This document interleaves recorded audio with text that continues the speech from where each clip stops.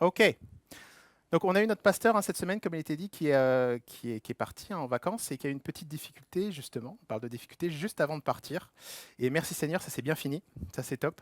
Mais les difficultés souvent, bah, ça tombe sans prévenir, hein, bien sûr. Et moi j'ai déjà partagé avec plusieurs d'entre vous que bah, j'ai perdu mon travail il y a un mois et demi maintenant. Et donc, bah, je suis en plein dans des difficultés, justement, et des choix à faire. Donc, c'est un message qui est pour tout le monde et pour moi le premier. Donc, je suis dedans. Et je trouve intéressant aussi bah, de vous faire ce partage pendant que je suis dedans. Parce que, imaginez quand une situation est finie, c'est toujours facile après coup, on se dit, ouais, bon, c'était. On regarde après, on se dit, bah, c'était pas si compliqué, pourquoi je me suis fait autant de soucis, effectivement. Et puis, bon, et puis, on a même des conseils à donner. Je fais, bah, écoute, voilà, j'ai fait comme ci, comme ça pour m'en sortir et tout. Mais ça, c'est quand c'est fini. Quand on est encore dedans, comme c'est le cas actuellement, bah, je peux pas vous dire c'est fini, allez, faites comme ci, comme ça, bah, je suis dedans, donc je suis preneur des remarques, des retours de chacun, des prières de chacun, mais je suis encore dedans. Voilà, donc je trouve ça intéressant aussi de vous faire ce retour pendant que je suis encore dans les difficultés, ça sonne plus présent, je trouve plus réaliste, et j'en ai besoin aussi. Et je suis en train de me chercher, donc de chercher la volonté de Dieu donc, dans cette étape de ma vie. Et c'est peut-être votre cas aussi, ça l'a été, ou ça le sera certainement, on a tous des soucis. Et je vous propose qu'on regarde ensemble comment traverser ces étapes hein, de nos vies. Et surtout, bah, quelle est la volonté de Dieu dans ces étapes-là? Quel est le bon choix? Y a-t-il un bon choix? J'en ai aucune idée. Du moins, j'en suis pas sûr, parce que souvent on a des idées, mais on n'en est pas sûr. Et en tant qu'enfant de Dieu, en plus, on a des questionnements à propos de bah, combien je fais confiance à Dieu, combien je travaille, moi, cette situation. Et que ce soit un travail, un conjoint, des études, quelle est ma part aussi à faire hein, moi, c'est aussi une question qui me pose beaucoup. À quel moment je fais confiance à Dieu, j'attends. Et quelle est la part où, bah non, moi, je veux travailler pour y arriver. Euh, Comment faire ces choix-là? Alors, je vais pas demander quand même à Dieu, est-ce que je me lève le matin? Par exemple, ce serait absurde, c'est quelque chose de simple. Est-ce qu'on doit prier le matin? Est-ce que je dois me lever maintenant? Seigneur, j'ai quand même un cerveau, il nous a donné, on est des êtres intelligents, oui, le matin, on doit se lever. Pourquoi je devrais demander à Dieu? Et pour des sujets simples, alors des fois on se dit, mais c'est quoi un sujet simple et un sujet où là, il faut prier, parce que là, pour le coup, il faut réfléchir et puis il faut aussi prier, ce que je ne sais pas. Bah, restons sur se lever le matin. Se lever le matin, est-ce que la Bible en parle, par exemple? Un des sujets aussi que je vois, alors je suis informaticien, et très souvent, quand on a des juniors, il y a le fameux RTFM, pour ceux qui connaissent. RTFM, c'est de l'anglais, ça veut dire Read the Fine Manual. Voilà, le F, vous savez, c'est pour autre chose, mais bon. C'est lis le manuel, lis la documentation. Parce que c'est très frustrant d'avoir quelqu'un qui pose des questions, on dit, mais c'était écrit, juste lis-le d'abord, et après, si tu as une question, tu viens me poser la question. Bah, pour nous, chrétiens, on a la Bible. Donc déjà, ça peut être, bah, lis déjà, peut-être que la réponse est déjà écrite dans la Bible, très certainement d'ailleurs. Donc, bah, on va voir un petit peu. Une petite note aussi sur les versets que je vais partager.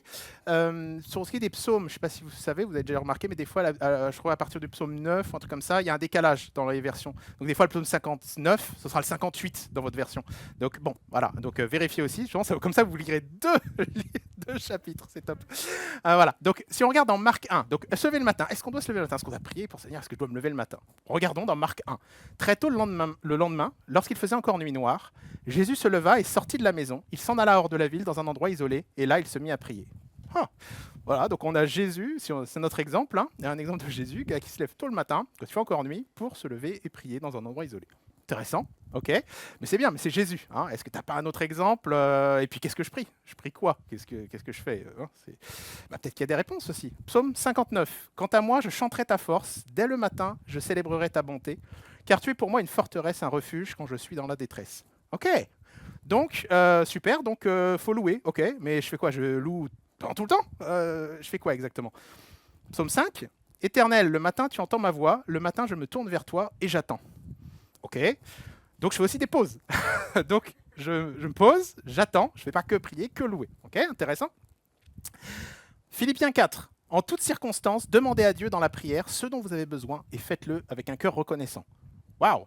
Donc je peux aussi demander des choses que j'ai sur le cœur. Et il n'y a pas seulement demander, prier, il y a aussi l'attitude qui va avec. Donc je dois aussi avoir une attitude quand je prie. Mon attitude est importante apparemment. Je dois le faire avec un cœur reconnaissant. Ok? Psaume 143, c'est pas fini. Dès le matin, encore, fais-moi entendre ta bonté, car je me confie en toi. Fais-moi connaître le chemin où je dois marcher, car je me tourne vers toi. Là, on a même d'autres éléments de réponse où on doit faire entendre la bonté de Dieu, donc remercier Dieu, le louer bien sûr, se confier en lui, et l'écouter aussi me parler. Donc je dois aussi l'écouter. Ça fait pas mal de choses quand même. On a pas mal d'éléments sur une question aussi simple en apparence.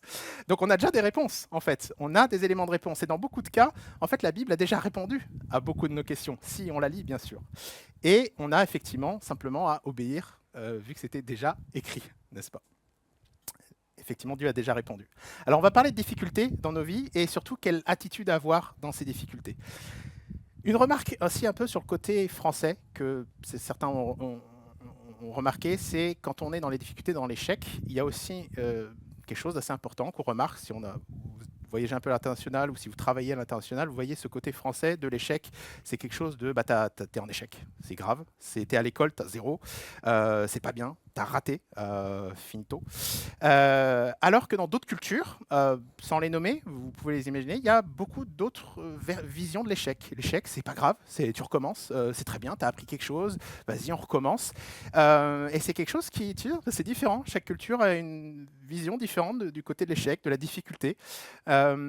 Et si je prends aux États-Unis, le professeur Richard Feynman, qui est un physicien prix Nobel, qui est aussi connu pour être un grand pédagogue, très intéressant, il dit ceci. Ne regrette jamais un seul jour de ta vie. Les bons jours te rendent heureux, les mauvais jours te donnent de l'expérience, les pires jours te donnent des leçons et les meilleurs jours te donnent des souvenirs. Alors ce professeur nous donne une sagesse du monde qui dit quoi? D'être heureux, de tirer de l'expérience des difficultés, donc c'est pas un problème en tant que soi, de tirer des leçons de nos difficultés. Alors c'est bien, mais pourquoi lui il aurait raison? Il dit ça, de quelle autorité il parle? Bah, de la sienne, pour le coup. Donc c'est quelqu'un quand même qui a gagné un prix Nobel, ça semble pas être des mauvais conseils, ce qu'il donne, c'est même plutôt des bons conseils, il n'y a pas de souci avec ça. Et en tant que croyant, où est-ce qu'on va chercher notre autorité? Une autorité plus grande que quelqu'un, même si ce n'est prix Nobel, qui dit ça. On va s'intéresser à celui qui nous a créés, qui a créé ce monde, le monde à venir, et qui nous a laissé la Bible, écrite par des hommes bien sûr, mais inspirée par lui, pour le connaître et connaître sa volonté pour nous. Donc, regardons un petit peu dans 2 Timothée 3. C'est Paul qui parle à Timothée. Quant à toi, demeure en ce que tu as appris, en ce dont tu as acquis la conviction. Tu sais de qui tu l'as appris depuis ta plus tendre enfance. Tu connais les écrits sacrés. Ils peuvent te donner la sagesse en vue du salut par la foi qui est en Jésus-Christ. Toute écriture est inspirée de Dieu et utile pour enseigner, pour réfuter, pour redresser, pour éduquer dans la justice, afin que l'homme de Dieu soit à la hauteur, parfaitement équipé pour toute œuvre bonne.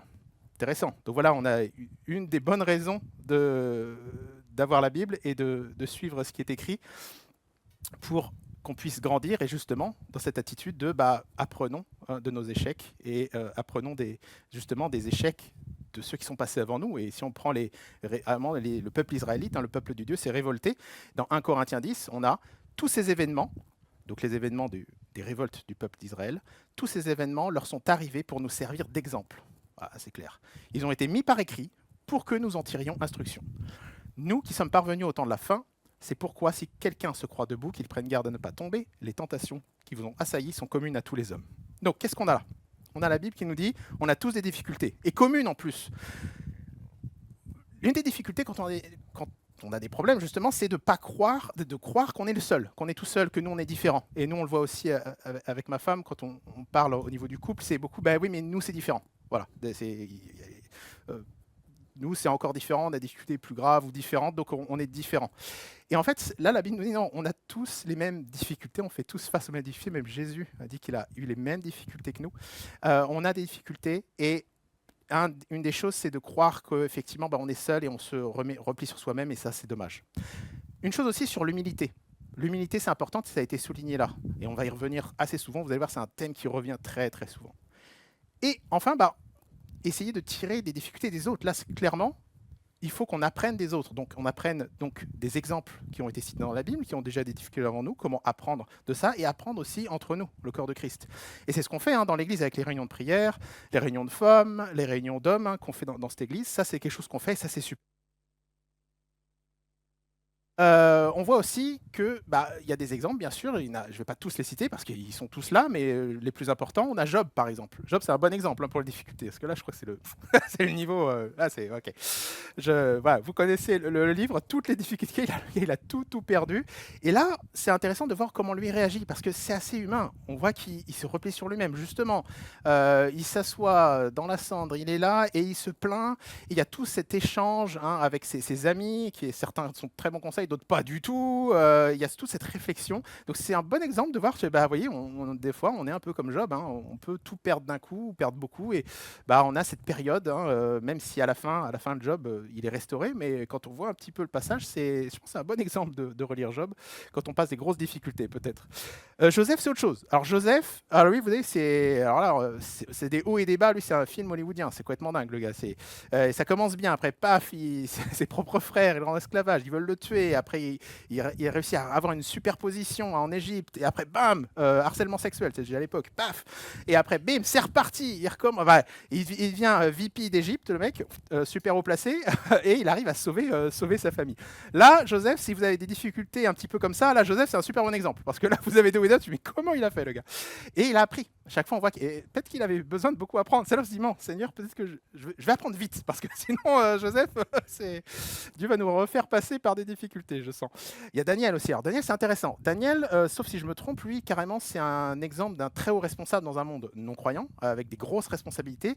Et là, pour le coup, si je me trompe, là, l'accent est plutôt mis, alors c'est pas un homme parfait, mais l'accent est plutôt mis sur ses convictions. Il tient sur ses convictions quoi coûte que coûte. Ça, c'est assez impressionnant. Donc, comme quoi, il y a un peu de tous les exemples. Là, on a un exemple d'un gars qui est super haut placé, grosse conviction, il bouge pas, il est ferme. Et je crois pas que là, la Bible met l'accent trop sur ses défauts, bien qu'il en ait certainement. Là, c'était plus, waouh, comment tu peux tenir alors que tu es super haut placé, que tu es au niveau dans un monde effectivement non croyant, absolument. Et c'était sa vie qui était en jeu aussi sur le billard et le mec il tient ferme. On a l'exemple de David. Alors David aussi c'est un super exemple. David, alors là vous avez David, plein de mauvaises décisions. Là, c'est un roi. Là, tu dis mais pas je pense pas qu'on arrivera à son niveau de bêtises de niveau de David. Et encore, je dis pas, mais c'est assez impressionnant. Par contre, ce qui est fou quand tu lis ça, c'est que tu dis mais t'as Dieu qui dit c'était un homme selon le cœur de Dieu. C'est pas possible. Avec toutes les bêtises qu'il fait, comment la Bible peut dire un truc pareil? C'est pas possible. Et mais pourquoi il dit ça? Intéressez-vous et regardez pourquoi. C'est parce qu'à chaque fois qu'il a fait mais carrément tuer quelqu'un pour choper sa femme, c'est un niveau quand même, il va loin le gars. À un moment donné, tu dis mais pourquoi Dieu peut dire un truc pareil? Mais parce que regardez, quand il a des difficultés, il se remet devant le Seigneur, il demande pardon et il repart. Et ça peut vraiment tous nous toucher parce que dit mince, quoi qu'on fasse. Et quand tu vois l'histoire de David, tu dis waouh. Et tu vois le gars, il demande pardon, il se repent et il repart. Il va refaire des bêtises après. Voilà, mais Dieu voit son cœur. Donc rappelez-vous, Dieu voit votre cœur avant tout. Et c'est un très très bon exemple dans l'histoire de David. Alors, la Bible bien sûr encourage, heureusement. On a des encouragements. Proverbe 24. Car même si le juste tombe 7 fois, il se relèvera. Bon, là, on a vraiment de l'encouragement, de la persévérance. La Bible est claire là-dessus. Romains 8, nous savons que toute chose contribue au bien de ceux qui aiment Dieu, de ceux qu'il a acceptés selon son plan. Top. Encore des encouragements. Bon, il nous en faut un petit peu quand même, donc la Bible est claire là-dessus. Super, on a ces versets pour nous encourager, on peut se les relire. Alors, attendez, il n'y a pas que ça. Il y a quelque chose de particulier aussi. Est-ce que vous connaissez les heures de froid? Ça, je ne savais pas trop ça. C'est si un pommier, un cerisier ou un pêcher de chez nous est planté dans une région tropicale, la température descend jamais en dessous de 0 et 7 degrés. Le déclencheur hormonal interne de l'arbre ne va jamais s'activer.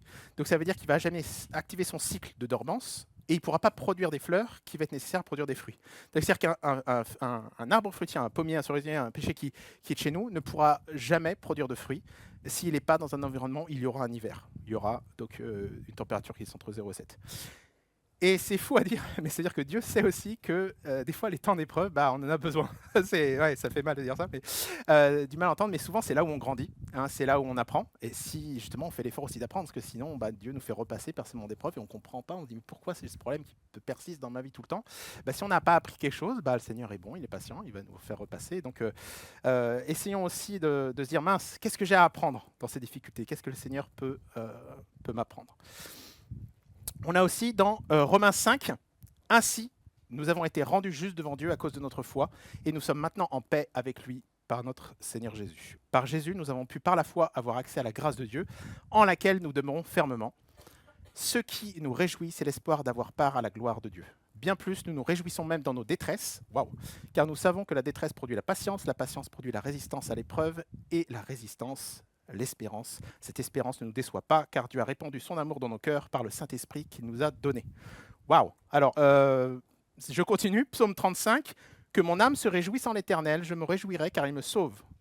On va avoir la vie éternelle. Alors, là, on a carrément des versets qui nous disent de prendre du recul, déjà de la hauteur, et de dire, attends, il y a ce monde, mais il y a aussi le monde à venir, la vie éternelle. Et là, Dieu nous demande de prendre du recul, de réaliser qu'on doit aussi ordonner à notre âme de se réjouir. Et de se réjouir du fait qu'on aura la vie éternelle, de notre salut. Donc, on voir un peu plus loin que nos soucis du quotidien. Même si quand on est dedans, c'est des vrais soucis. Mais Dieu nous dit, attendez, prends un peu du recul aussi et ordonne à ton âme de te réjouir. Donc, on doit, c'est difficile, ça, et je pense qu'on ne peut pas toujours le faire, c'est on doit ordonner à notre âme de se réjouir. C'est la Bible qui nous dit de faire ça. Donc, c'est pas juste, je me sens pas bien, c'est comme ça. Ben non, il faudrait qu'on puisse ordonner à notre âme, réjouis-toi, et on a les versets qui nous le disent. Donc, on peut se baser sur les versets pour le faire. Et on doit se réjouir de notre vie éternelle. C'est prendre un peu de recul, prendre la hauteur sur nos difficultés. Des fois, ça fait du bien de se dire, bon, attends, il n'y a pas que moi, il n'y a pas que ça, il y a aussi plus autre chose que juste mes petits soucis du quotidien, même si on est dedans, donc ça fait mal, j'en ai conscience. Dans Jacques 1, mes frères, considérez-vous comme très heureux quand vous avez à passer par toutes sortes d'épreuves. Car vous le savez, si votre foi résiste à l'épreuve, celle-ci produit la persévérance. Cependant, si l'un de vous manque de sagesse, qu'il la demande à Dieu, qui lui donnera, car Dieu donne à tous généreusement et avec bienveillance. Mais il faut qu'il demande avec foi, sans douter, car celui qui doute est semblable à une vague de la mer que le vent soulève et pousse d'un côté et de l'autre. Un tel homme ne doit pas s'imaginer qu'il recevra quelque chose du Seigneur, car il est indécis et incertain dans tout ce qu'il entreprend. Waouh! Alors là, on doit être encore heureux quand on passe des épreuves. Ok. Mais pas heureux bêtement, on l'a vu. Heureux parce qu'on considère qu'on va évoluer, on va changer. Dieu nous donne une possibilité d'apprendre quelque chose. Regardons Joseph. Deuxièmement, ça va produire de la persévérance, donc ça c'est plutôt positif, on va être plus persévérant. Troisièmement, on voit qu'il faut garder la foi et ne pas douter. Intéressant, vous pouvez le noter, ça c'est quelque chose à se rappeler. Et on peut demander la sagesse, et on va la recevoir en plus. Donc c'est un moment, et il y a un roi, c'est connu, Salomon, qui l'a fait, et qui l'a eu énormément. Donc demander la sagesse, c'est quelque chose que Dieu accepte, et il répond à cette prière-là. Donc demandez la sagesse, et vous allez la recevoir. Alors, il y a la sagesse, ça c'est bien, mais il y a aussi autre chose. Proverbe 11, le mépris suit de près l'orgueil, mais la sagesse se tient auprès des humbles. Donc comment avoir la sagesse? On peut la demander, mais c'est marqué que faut être humble, ça se tient auprès des humbles. Et psaume 146, le Seigneur aide les humbles à se relever. Et voilà. Donc là, et il y a plein de versets sur le sujet. L'humilité, c'est vraiment un point important si on veut avoir la sagesse, si on veut pouvoir sortir de ces soucis-là.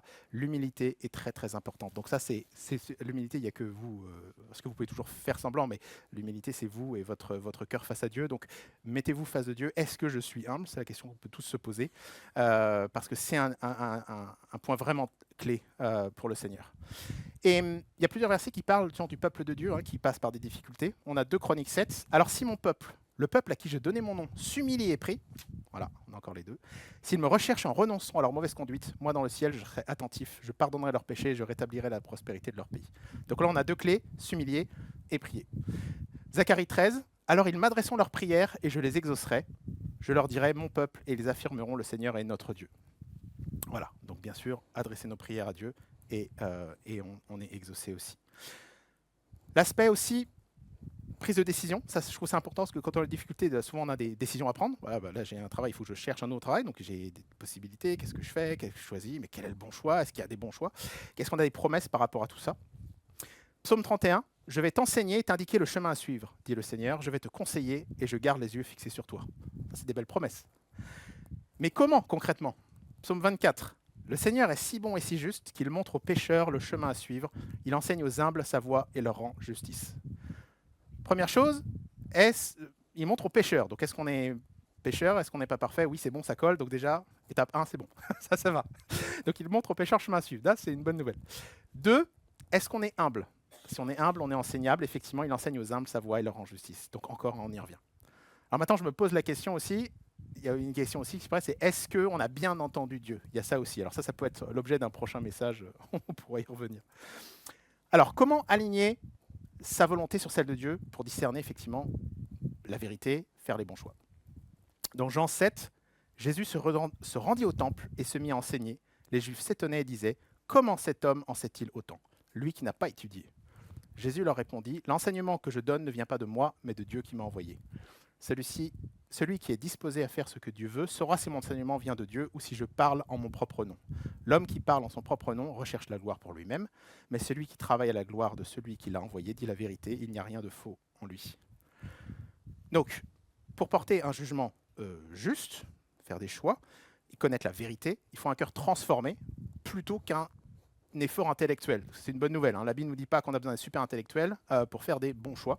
Le verset dit: si on veut faire la volonté de Dieu, il saura si cet enseignement vient de Dieu. Donc oui, on a un cerveau, on s'en sert, Dieu nous a rendus intelligents, mais la Bible nous dit que notre cerveau ne va pas percevoir la vérité, notre intellect ne va pas percevoir la vérité que si ma volonté n'est pas droite. Donc si notre volonté est en phase avec Dieu, dans ce cas-là, notre connaissance sera en phase avec la vérité et ce n'est pas notre côté intellectuel qui va aider. Le plus gros obstacle à la connaissance de la vérité de Jésus, c'est un obstacle de cœur, c'est ce que nous dit, et pas de tête. C'est un problème avec notre volonté et pas d'abord un problème avec notre raison. C'est important à se rappeler. Pour le connaître tel qu'il est vraiment, on doit être changé non pas seulement dans nos idées, mais dans notre volonté, dans notre cœur. Demandons à Dieu de changer notre volonté et ne lâchons pas tant qu'il ne l'a pas fait. Et il nous promet qu'il va nous répondre. L'idée, c'est d'augmenter notre amour pour Dieu au-dessus de toute autre chose.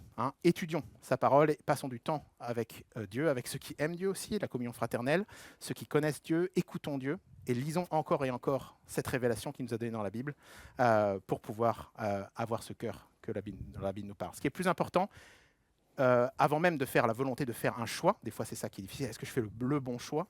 Déjà, il n'y a pas toujours le bon choix, c'est notre sainteté dans la décision plutôt que la décision en elle-même. Et on le voit avec David, c'est un très bon exemple aussi. Pensez aux décisions comme celle de savoir avec qui je vais me marier, quelle maison je vais acheter, dans quel travail choisir, c'est mon cas actuellement, est-ce qu'il faut faire ci, faire ça, acheter ci, acheter ça. Dans chaque décision, si on agit d'une manière sainte, Dieu sera béni. Si on lit 1 Thessaloniciens 4, enfin frères, vous avez appris de nous comment vous devez vous conduire pour plaire à Dieu. Certes, vous vous conduisez déjà ainsi, mais maintenant, nous vous le demandons et vous en supplions au nom de Jésus. Faites mieux encore. Vous connaissez en effet les instructions que nous vous avons données de la part du Seigneur Jésus. Voici quelle est la volonté de Dieu, c'est que vous soyez saints, que vous viviez en sainteté. Donc c'est une chose vraiment merveilleuse et libératrice là-dessus. Notre attitude, notre façon de vivre est plus importante que tout l'intellectualisme ou toute la connaissance que vous voulez. Donc, ce n'est pas prendre des bonnes décisions sur notre parcours, prendre un bon choix, ne pas se tromper, surtout pas, mais ça va être vivre en sainteté, quelle que soit la situation qu'on traverse en fait. Alors des fois, on fait des choix et on a un plan, j'en ai beaucoup, et Dieu, il en a d'autres. Ça, c'est, voilà. Si on voit Joseph dans la Genèse, on voit, c'est un exemple les plus clairs. Lui, il est détesté par ses frères, jeté dans la citerne, vendu comme esclave, vendu à Potiphar, accusé de harcèlement sexuel, jeté en prison, oublié par les chefs des échansons du pharaon. Et enfin, après 17 ans, il est nommé vice-président d'Égypte et il peut sauver sa famille de la famine. Et la morale, on la trouve dans Genèse 50, où Joseph dit à ses frères: vous avez médité de me faire du mal, mais Dieu l'a changé en bien. Donc Dieu, il avait un dessein, il avait un plan. Joseph avait un plan, mais c'est le plan de Dieu était au-dessus de son plan, et Dieu l'a voulu pour du bien, toutes les difficultés par lesquelles il est passé. Vous avez Paul aussi. Paul qui a essayé de se rendre en Espagne. Alors il avait un plan, et Paul, c'est pas n'importe qui. C'est lui qui a écrit principalement le Nouveau Testament, le gars, quand même. Et il avait un plan. Le gars, il allait, un super bon plan. Il a dit, il va aller à Jérusalem pour livrer de l'argent. Ensuite, il va monter au bord d'un bateau. Il va aller à Rome. Il va rassembler un soutien. Il va finir en Espagne, le gars. Super plan, rien à dire, c'est Paul en plus. Attends, respect, on va suivre son plan. Le gars, il se retrouve en prison, bloqué à Rome. Waouh. Il dit dans Philippiens 1, « Je veux que vous sachiez, frères, que ce qui m'est arrivé a plutôt servi à l'avancement de l'évangile, de sorte que dans tout le prétoire et partout ailleurs, il est devenu évident que c'est pour Christ que je suis dans les chaînes. » Alors c'est intéressant, parce que vous avez Paul. Alors là, avant qu'on arrive au niveau de Paul, tu fais waouh. Et malgré ses plans, Dieu a tout chamboulé. Le gars, il se retrouve en prison et il dit, ouais, c'est intéressant, il est devenu évident que... Non. C'est-à-dire que même lui, il n'a pas réalisé. Après, il dit, mais qu'est-ce qui m'arrive? Et après, il dit, j'ai compris que Dieu avait des plans autres que les miens. Tous ses plans pour aller en Espagne ont été cassés. Les plans de Dieu, lui, c'était évangéliser la garde impériale à Rome. Et ce plan-là, il s'est exécuté nickel. C'est le plan de Dieu qui s'est exécuté. Et il l'a réalisé. Alors, ce qui est triste, en vous le disant maintenant, je réalise, c'est que des fois, Dieu déroule son plan. Et au lieu de faire comme Paul, dire ah, c'est évident, merci Seigneur, je comprends ton plan. Nous, peut-être toute notre vie, on va rester en mode ah, je suis fâché avec Dieu, je suis fâché parce que je comprends pas, et on va rester comme ça. Il dit mince, c'est dommage, parce que peut-être qu'en fait, on n'est pas assez proche de Dieu pour réaliser qu'en fait, bah non, tout s'est super bien déroulé. En fait, le plan, il s'est bien déroulé. Et maintenant, c'est quoi le prochain et tout ça. Vous voyez, une attitude un petit peu plus selon le cœur de Dieu. Je le réalise en vous le disant. C'est assez intéressant. Alors, oui, faire des choix, c'est important, ça, on est d'accord, hein. Mais faire le bon choix, c'est pas forcément ça qui est important. C'est rester fidèle et surtout avec quelle attitude on va le faire. Le roi David, hein, ce qui était selon le cœur de Dieu, encore je l'ai dit, il a été dit dans la parole que c'était un roi selon le cœur de Dieu, alors qu'il a fait plein d'erreurs. Ça fait aussi penser au couple, hein. Dans le couple, nos couples sont jamais parfaits et c'est pas important. Des fois, on se dit mince, mais qu'est-ce que j'ai fait de mal ou qu'est-ce que je devrais faire, quel choix ou comment je devrais faire. Et je pense que des fois, c'est peut-être plutôt, je parle pour les hommes, nos femmes qui vont dire, mais c'est pas forcément ce que tu vas faire. En tout cas, ma femme me l'a dit, c'est plutôt ton attitude. Et donc, déjà, il y a un petit peu ce côté-là, ouais, qu'on retrouve dans le couple. C'est pas forcément ce que tu vas faire ou ce que tu vas pas faire, c'est plus ton attitude par rapport à ça.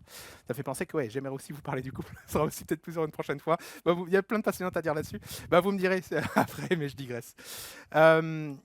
Proverbes 16 et 19. L'homme élabore des plans, le Seigneur qui en dirige la réalisation. Ah bah là, on peut pas être plus clair. L'homme élabore de nombreux plans, mais seule la décision du Seigneur se réalise. Bon, bah tout est dit. Là, je ne peux pas le dire mieux que ça.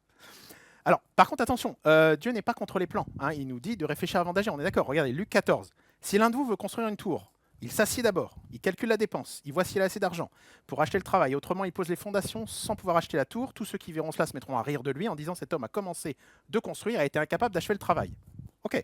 De même, si un roi veut partir en guerre contre un autre roi, c'est Jésus qui parle, il s'assied d'abord pour examiner s'il peut, avec 10 000 hommes, affronter son adversaire, qui marche contre lui avec 20 000 hommes. S'il peut pas, il envoie des messagers à l'autre roi pendant qu'il est encore loin, pour demander des concessions de paix, etc. Waouh, ok, ça c'est un plan, ça, hein. Donc, Dieu n'est pas contre les plans, il n'y a pas de problème. Il nous demande de faire des plans et d'être intelligent. Il y a plein d'autres passages, même des fois très intéressants, hein, où Dieu nous demande d'être intelligent, d'être fin comme des serpents. Donc Dieu nous demande de faire des plans et d'être intelligent, il n'y a pas de problème là-dessus, hein, au contraire. Mais voilà, quelles sont les étapes? Alors, déjà, être radicalement saint, on l'a vu, dans chaque aspect de notre vie. Ensuite, être imprégné de la Bible. Parce que déjà, il y a des réponses qu'on peut passer à côté, comme on l'a vu. Être façonné, hein, de part en part par la Bible. Cherchons à nous connaître nous-mêmes aussi, hein. Dieu, la façon dont Dieu nous a créés, on va y revenir juste après, et nos dons spirituels. Cherchons à être conscients des besoins du monde aussi qui nous entoure pour pouvoir toucher ce monde qui nous entoure, c'est un peu notre appel aussi. Et chaque jour, on dépose tout ça dans la prière, on l'a vu aussi dans les versets, pour demander la sagesse et la direction de Dieu. Et à travers de tout ça, on vit tout ça dans une communauté comme ici, d'amour, de chrétiens, d'adoration, où on peut apprendre les uns des autres et où on peut s'exprimer, intervenir dans la vie des uns et des autres. Et c'est ce qu'on fait quand on prie les uns pour les autres, hein, sur WhatsApp ou dans nos groupes réunions d'hommes, de femmes et autres. Et une fois qu'on a mis ces 6 étapes en place, attention, des fois il y a aussi des moments où il n'y a pas de mauvais choix, il peut y avoir de bons choix. Ça c'est horrible, ça j'ai du mal avec ça dans la vie. Tu fais, mince, il y a de bons choix. Tu dis, on prend lequel? Oui, c'est pas une mauvaise chose, c'est juste, c'est pas évident. Et alors, avec la parole des talents, si je reviens sur les dons que Dieu nous a donnés, on a des éléments de réponse. Dans Matthieu 25 et Luc 19, on a l'histoire où il en sera comme d'un homme qui allait partir en voyage. Donc, il appelle ses serviteurs et il leur confie des biens. Il remit 500 pièces d'or à l'un, 200 à l'autre et 100 au troisième, selon leur capacité de chacun. Donc déjà, il est quand même juste. Et il partit. Le serviteur qui avait reçu les 500 pièces d'or s'en alla aussitôt faire du commerce avec cet argent et gagna 500 autres pièces d'or. Le gars, il en a 1000 maintenant. Okay. Celui qui a reçu 200 fait de même et gagne 200 autres pièces. Il a 400. Celui qui avait reçu 100 pièces s'en alla creuser un trou, y cacha l'argent de son maître, et longtemps après, le maître de ses serviteurs revint et se mit à régler ses comptes avec eux.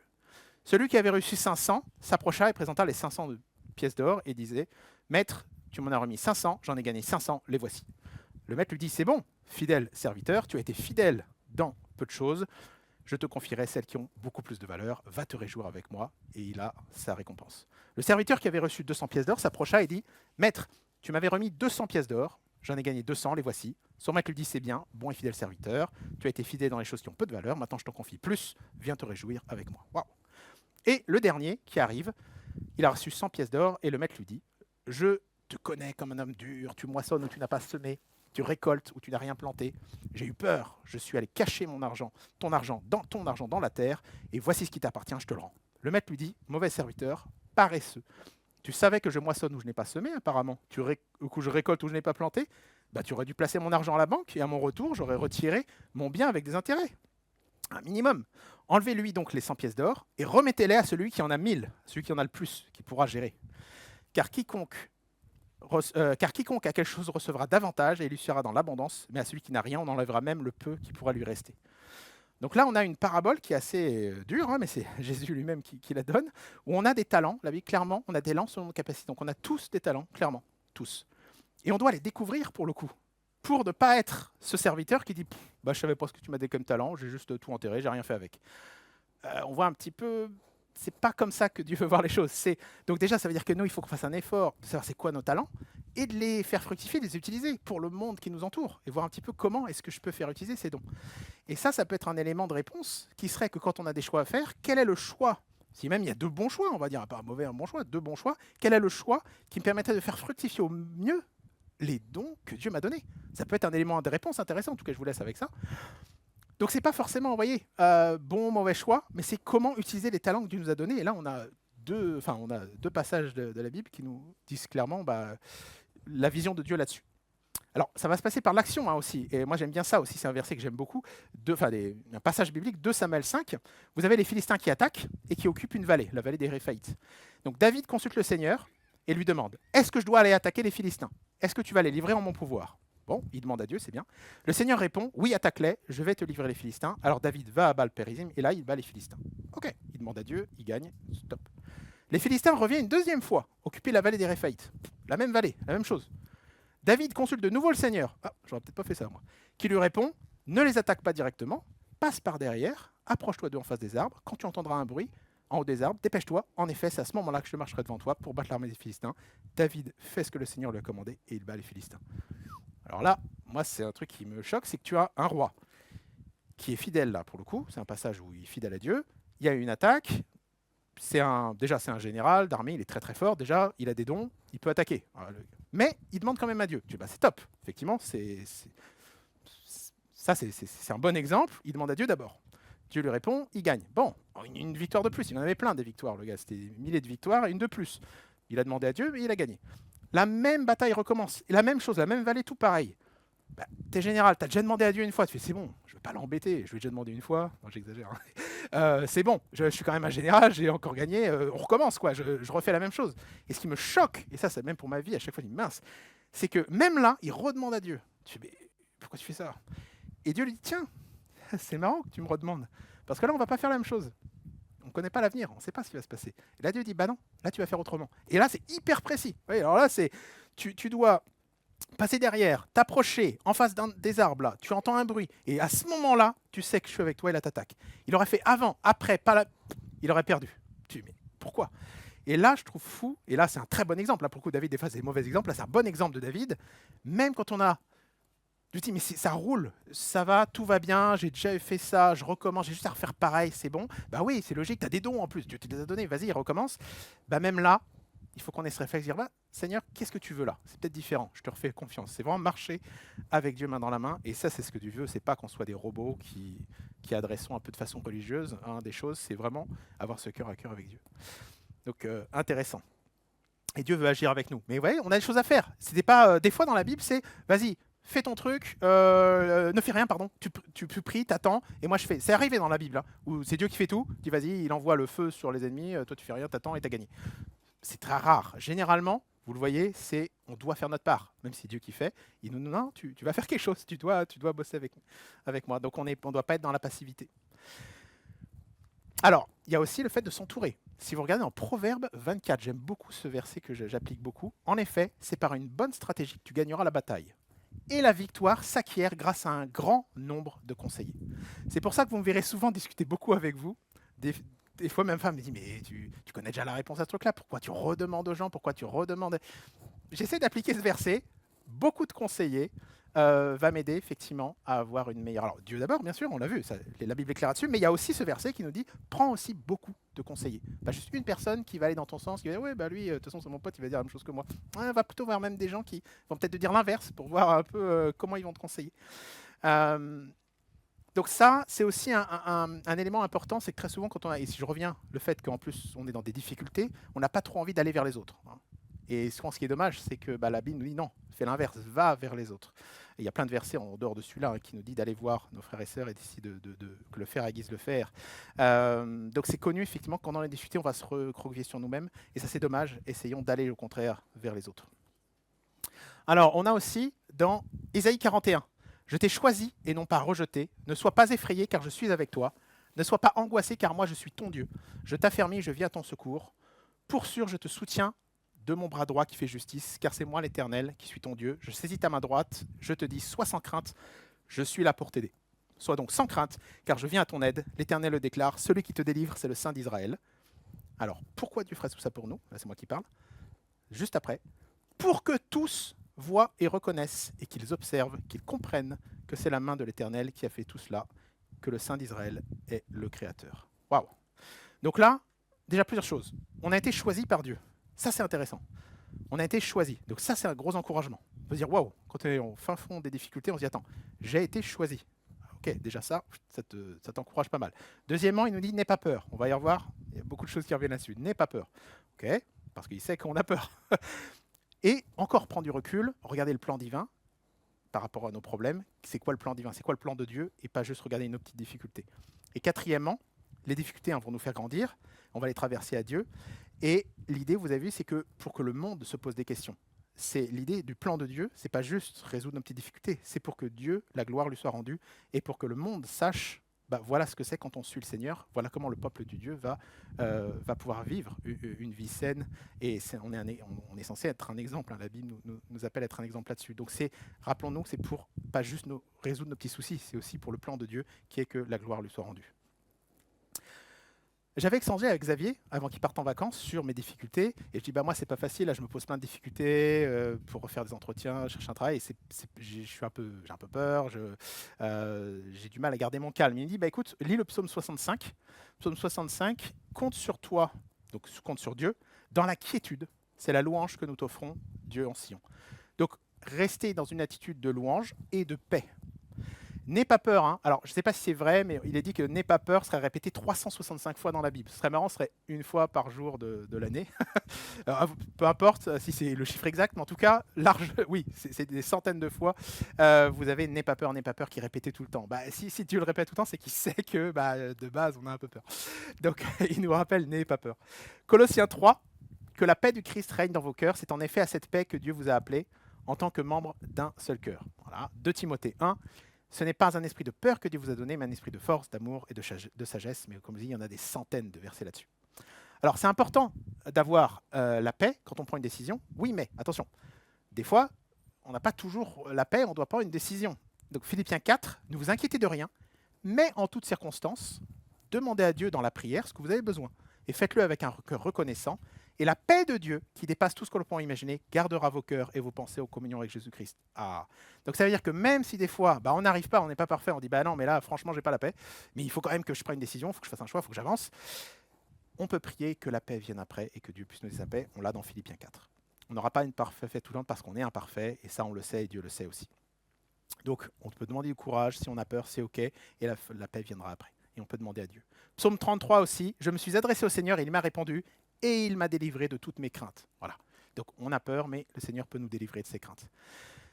Alors ce qui est important aussi de voir, c'est que la paix, c'est bien aussi, hein, on l'a vu, on ne l'a pas toujours, mais encore plus important, on a l'obéissance. Si on voit dans 1 Roi 2 et Josué 1, relis sans cesse les enseignements du livre de la loi et médite-les jour et nuit, de façon à observer tout ce qui est écrit. Alors tu mèneras à bien tes projets et ils réussiront. Voilà. Donc là, la Bible parle d'elle-même là-dessus. Et vous avez dans 1 Jean 4, nous savons et nous croyons que Dieu nous aime. Dieu est amour. Celui qui demeure dans l'amour demeure uni à Dieu et demeure en lui. Si l'amour est parfait en nous, alors nous serons pleins d'assurance au jour du jugement. Nous le serons parce que notre vie dans ce monde est semblable à celle de Jésus-Christ. Il n'y a pas de crainte dans l'amour. L'amour parfait exclut la crainte. La crainte est liée à l'attente d'un châtiment et ainsi celui qui craint ne connaît pas l'amour dans sa perfection. Quant à nous, nous aimons parce que Dieu nous a aimés le premier. Si quelqu'un dit « j'aime Dieu » et qu'il laisse son frère, c'est un menteur. En effet, s'il n'aime pas son frère qu'il voit, il ne peut pas aimer Dieu qu'il ne voit pas. Voici donc le commandement que le Christ nous a donné. Celui qui aime Dieu doit aussi aimer son frère. Voilà. Alors là, encore, on prend du recul. On ne parle plus de notre petite vie, il y a l'espérance de la vie éternelle qui revient, vous voyez, dans ces versets. Et on a aussi la peur est bannie par l'amour. Donc ça veut dire qu'une autre façon de bannir la peur, parce qu'on a tous peur, c'est l'amour. Aimer Dieu, c'est bien, donc première chose, hein. Mais ça va encore plus loin, il nous dit, mais ça n'a pas de valeur si vous n'aimez pas concrètement au jour le jour vos frères et sœurs. Waouh. Donc là, on a tout un déroulé de comment. Donc on a peur, ok. L'amour, c'est plus important, l'amour pour Dieu, d'accord. La vie éternelle. Et on doit en plus le concrétiser aussi, donc à aimer nos frères et sœurs. Mais là, on est en train de parler qu'on a des problèmes. Donc ça veut dire que dans les difficultés, on ne doit pas avoir peur, on doit aimer Dieu et on doit aimer nos frères, alors que nous-mêmes, on est en difficulté. Vous voyez le... Et tout ça, bah, Dieu nous dit que oui, il est là pour nous aider, nous sauver. C'est quelque chose de possible. En tout cas, c'est ce qu'il nous demande. Waouh. Un beau programme. Et je vais finir avec ce psaume. Psaume 24, bien sûr. Seigneur, fais-moi connaître le chemin à suivre. Top. Enseigne-moi à vivre comme tu veux. C'est exactement ce qu'on veut. Que ta fidélité soit mon guide. Instruis-moi, car c'est toi le Dieu qui me sauve, et je compte sur toi tous les jours. Souviens-toi que depuis toujours, Seigneur, tu es un Dieu aimant et bon. Ne pense plus à mes fautes de jeunesse, ne pense plus à mes désobéissances. Pense à moi plutôt dans ta générosité, toi qui es si bon, Seigneur. Le Seigneur est si bon et si juste qu'il montre aux pécheurs le chemin à suivre. Il fait vivre les humbles en leur rendant justice. Il leur enseigne sa volonté. Chacune des instructions du Seigneur est une marque de sa fidèle bonté pour ceux qui suivent les règles de son alliance. Seigneur, tu es Dieu, pardonne mes torts, qui sont nombreux. Quand un homme est fidèle au Seigneur, celui-ci lui montre la voie qu'il doit choisir. Cet homme vivra dans le bonheur et ses enfants posséderont le pays. Le Seigneur confie son secret à ses fidèles. Il les instruit des devoirs de l'alliance. J'ai les yeux constamment tournés vers le Seigneur, car il me tirera du piège où je suis pris. Fais-moi la grâce de te tourner vers moi, Seigneur, car je suis seul et misérable. Soulage mon cœur de ses angoisses et retire-moi de la détresse. Merci.